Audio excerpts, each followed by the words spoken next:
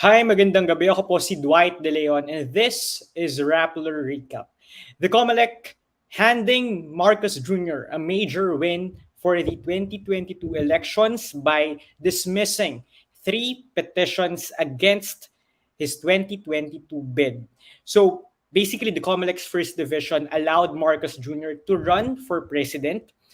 Remember, may 3 petitions sa first division na nakafile. There's this petition na final ng martial law survivors. Then we have the petition by Akbayan and another petition by former Partido Federal officers. So the ruling was promulgated earlier today around 5 p.m. Two commissioners signed the ruling dahil kulang sila ng isang miyembro. And dahil hindi naman magkaiba yung opinion o yung desisyon ng dalawang commissioners, there was no need to elevate the matter to the commission or the Comelec and Bank. So, just a quick background and a recap. Itong 3 petitions na ito cited more or less the conviction of Marcos in the 1990s, his tax conviction.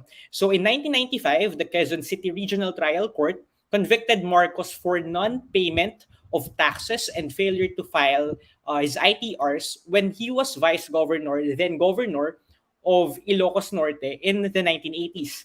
So in 1997, 2 years later, the Court of Appeals acquitted him of tax evasion but retained his conviction for failing to file ITRs. Wala ring jail sentence na inimpose sa kanya, unlike doon sa initial ruling ng Quezon City Regional Trial Court. So this background is important because ito yung arguments ng petitioners sa kanilang ruling. So this is how the first division ruled on the matter. So on the first argument, the petitioner said that Marcos Jr. committed a crime involving moral turpitude. When you say a crime involving moral turpitude, ibig sabihin kontra sa hustisya, good morals, ganyan, when he failed to file his ITRs repeatedly in the 1980s. So remember, in our Omnibus Election Code, kapag nag-commit ka ng crime involving moral turpitude, you will face disqualification. Now, this is how the first division answered it. This is a question of fact. And ang sabi ng first division, if we're going to base it on Supreme Court rulings, the Supreme Court has always decided now on a case-to-case basis. Sabi pa, that it never ruled or categorically ruled that failing to file ITRs is a crime of moral turpitude. And I'll quote lang dito sa ruling ng First Division. Sabi, is the failure to file tax returns inherently immoral? We submit that it is not. The failure to file tax returns is not inherently wrong in the absence of law punishing it. Ayun ang sabi ng First Division. It also argues na kahit nga doon daw sa tax code, hindi rin nire-recognize na yung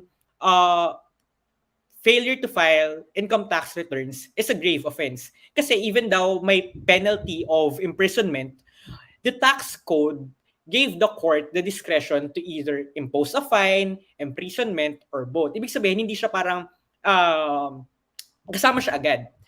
So, and also, the Comelec's First Division also mentioned this 2009 Supreme Court ruling on the Marcos case that said that failure to file a tax return is not a crime involving moral turpitude. So remember, we have Commissioner Rowena Guanzon. Prior to her retirement, she released her separate opinion, which voted to disqualify Marcos Jr.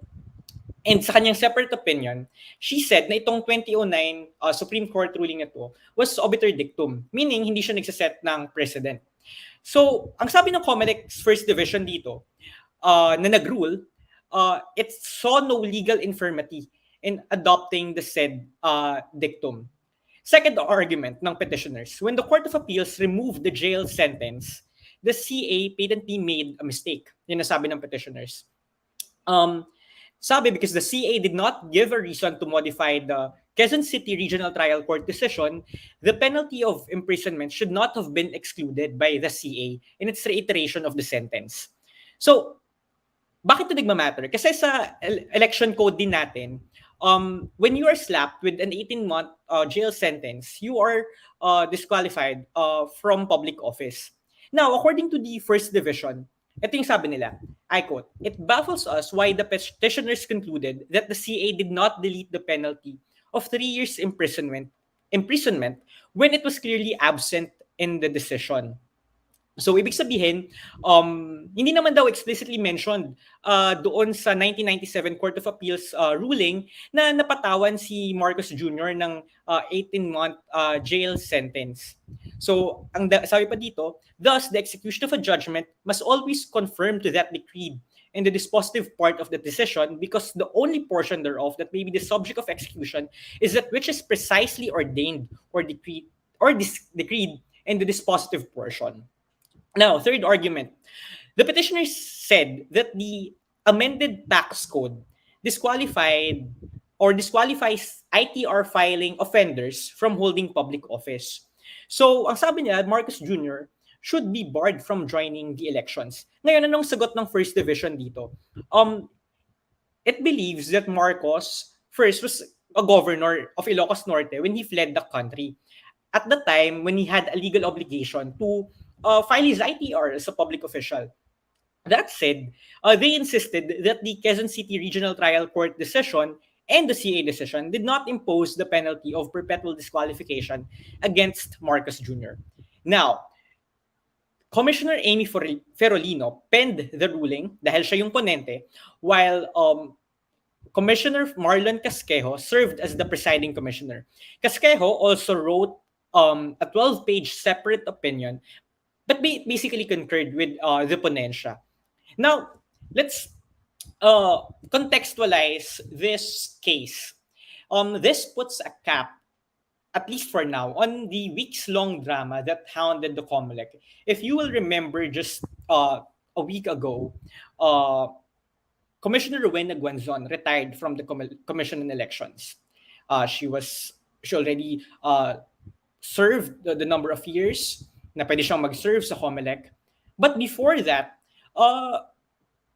she sort of, let's say, aired in public the dirty laundry of the Comelec.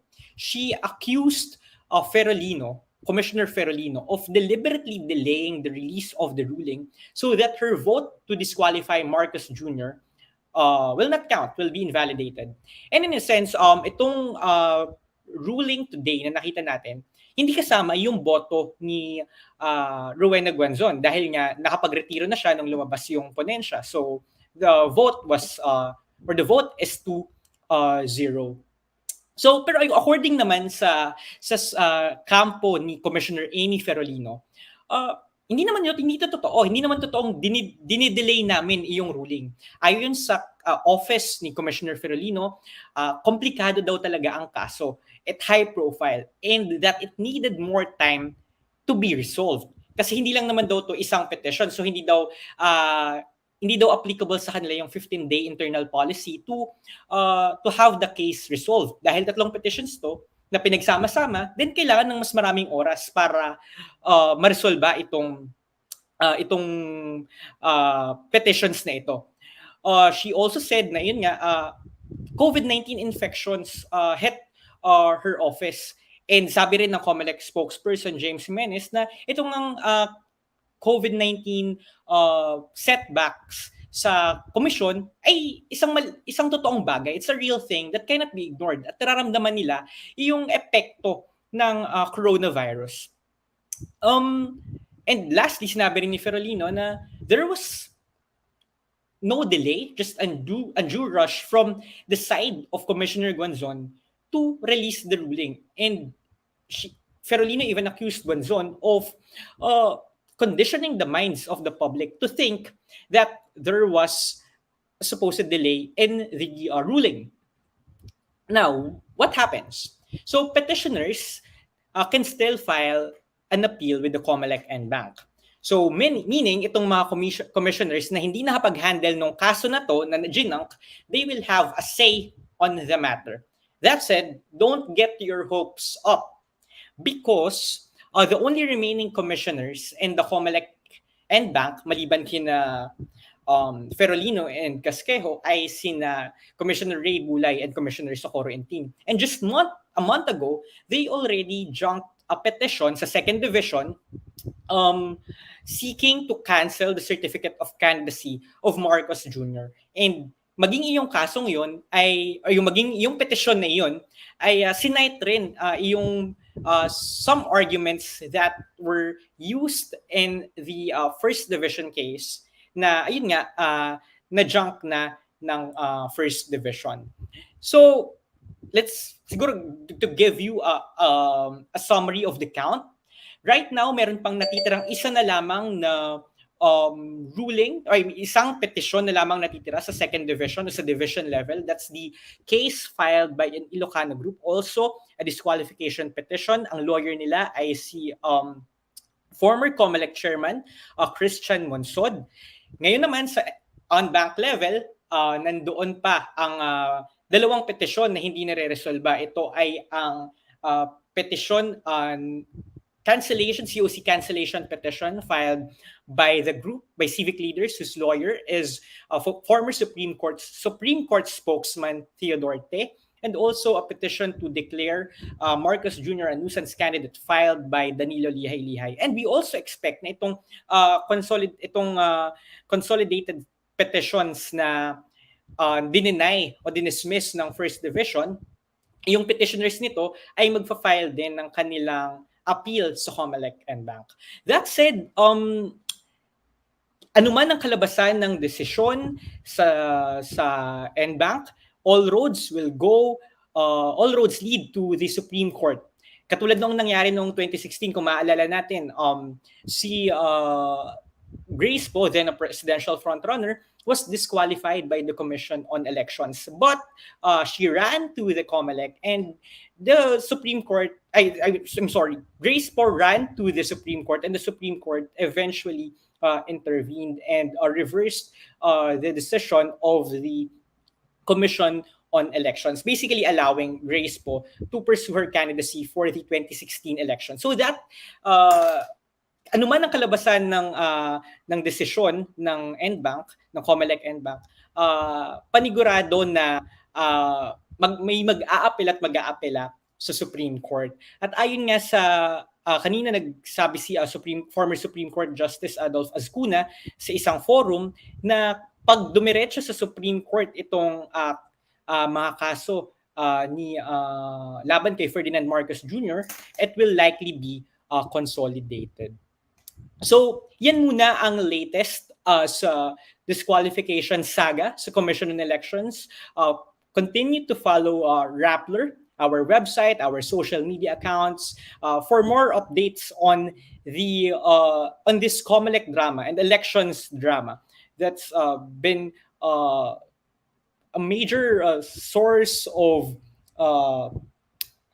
many emotions for all of us.